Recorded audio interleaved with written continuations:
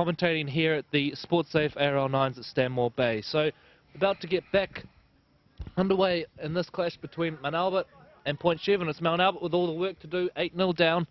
Haven't really looked like firing a shot so far, and Point Chev have been impressive, haven't they, Troy? Yep, they've done some good things. Mount Albert, by all accounts, you know, they're a professional outfit, and they're going to be here for the next half.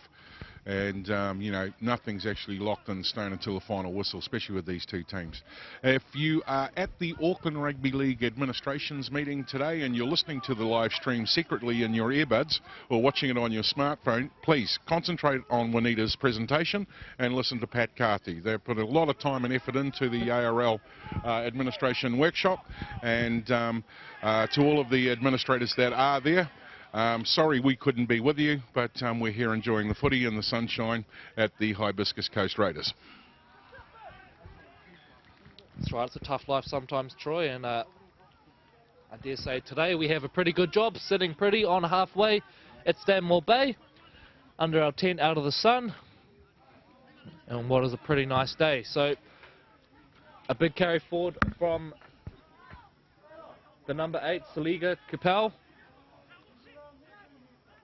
A little bit of feeling in that tackle, has a little word to his marker. Adam McCarthy now has a dart down the short side. Back towards the middle of the post, and there's a big chair on the backfield there. Hibiscus Coast in again. And Troy, I think, without having seen them play yet, Hibiscus Coast possibly shaping as a real smoky in this tournament. They've been playing some good footy over on the backfield, we hear.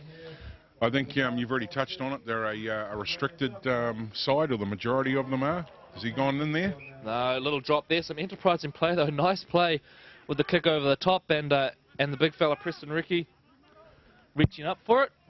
I'm reliably told he's with the Warriors, living in the Ortex house.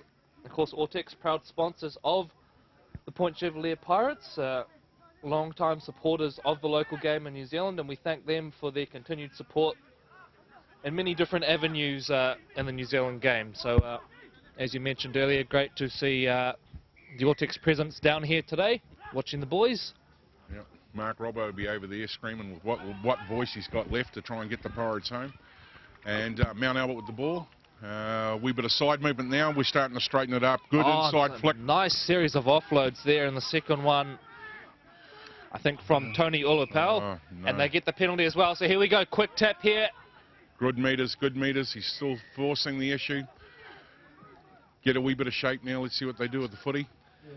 Mount Albert's starting to be under pressure here. Yeah, heads up play there from Tui Samoa to take the quick tap. Oh, that was loose. And Ulupau, well, he's done some good things in this game, but he seems to be wanting to offload at every opportunity, and that time there was just nothing on. And really a wasted opportunity. And Mount Albert, they had to work hard for that opportunity, and they've been able to do nothing with it. So perhaps their own worst enemy at this stage, the Lions. And as we say that, there's another penalty, and I think that may be the row party boy. Yeah, no, I can't confirm or deny that on behalf of his father, John. And the Lions get turned around, they march back down into their half, and Pirates get to reset. And let's see what they do with this set of possession as they now try to get the ball across the line.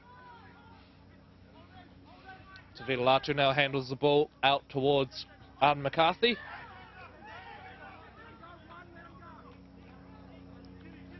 And Latu in again, feeding it off to the middle units, and Point Chev are doing it easy up the middle right now, making yardage for fun. Tavita Latu, nice little play out of dummy half, beats the initial marker, which is Price. Now they spread to the left. They've got some numbers here. Marlo Solomona, I think it is, flicks the ball back in, very nearly got over the line himself.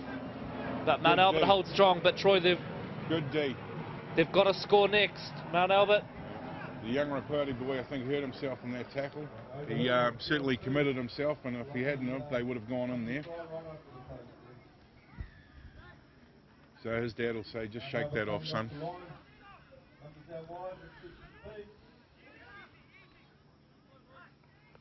More importantly, his mother will probably just tell him to shake it off. Yeah, well, we breed them tough in rugby league, and of course the Ropati family, another of the famous Auckland Rugby League families. Good to see plenty of those families represented today, the Acklins, the Gimmels, and the Ropatis down here. at Stanmore Bay, as well as plenty of others. So as Mount Albert now work it out, Marcus Fraser hands it off to Joseph Price. Price was featured heavily in this one, plenty of involvement because he's played with the Junior Warriors previously, so lending on that experience at the higher levels.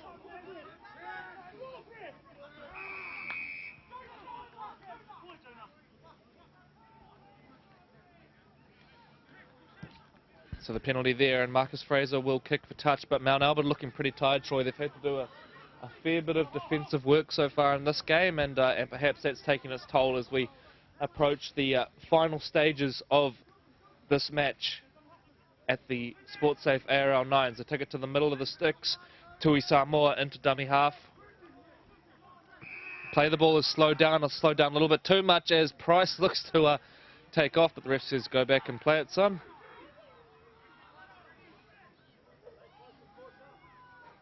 Fantastic sitting down here at the Hibiscus Coast Raiders, and certainly a great showcase for the ARL, the SportSafe ARL Nines.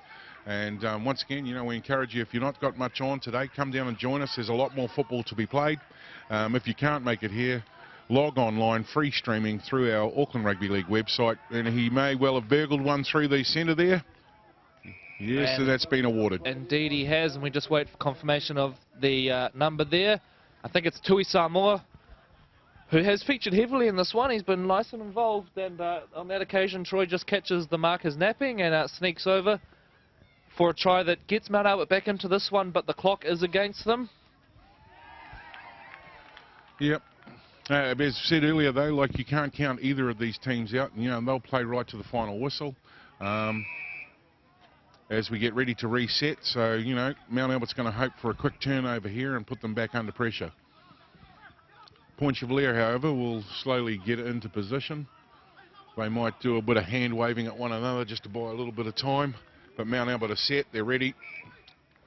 Little short kick and here. Short one, it's foul touch, so here we go. This is it.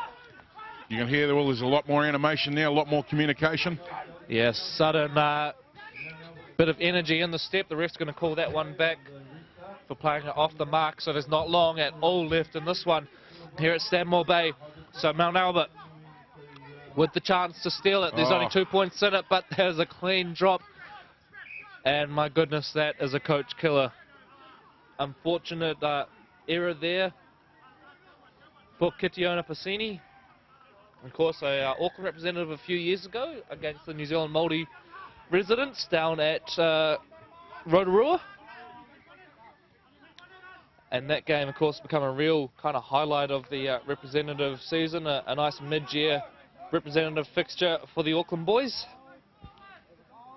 And Point Chev now in no rush. McCarthy takes it forward, and they'll just want to slow things down. Just as we say that, they come up with the error, and a few of the Point Chev boys really not happy with that one. That is... There was some stern words being used out there, wasn't there? Because now they're under attack, and here comes Mount Albert. And look, it's a pre-season tournament, but standards are standards, and Point Chev, they don't do things that way. That's why they have become one of the leading teams in the Fox Memorial competition. And Mark Graham with a chip and chase, and it's a really good kick. Point Chev have forced it dead. So Mount Albert are going to get the ball back again. The clock is against them. And Point Chev, unsurprisingly, in absolutely no hurry, so the referee's going to have to watch for a little bit of time wasting here, you would think. And he is giving them the hurry up. So Mount Albert, do they have what it takes here? It's a must-score set. And you can hear the call from the sideline, we need a strong carry. And if that's the first one, where's the next one coming from? They move to the right edge. And Joseph Price now, he looks threatening. Gets on the outside of Joseph Price's shoulder, but it's too little too late. Point Chev will hold on to record their first victory of the tournament, 8 points to 6 over the Mount Albert Lions. A thrilling game here to cap off that one at Stanmore Bay. And Troy, Point Chev, you get the feeling probably deserving winners in that one. I think both teams competed fairly well. Point maybe took, you know, that extra opportunity to get them home. Mount Albert had a couple of opportunities a wee bit later on.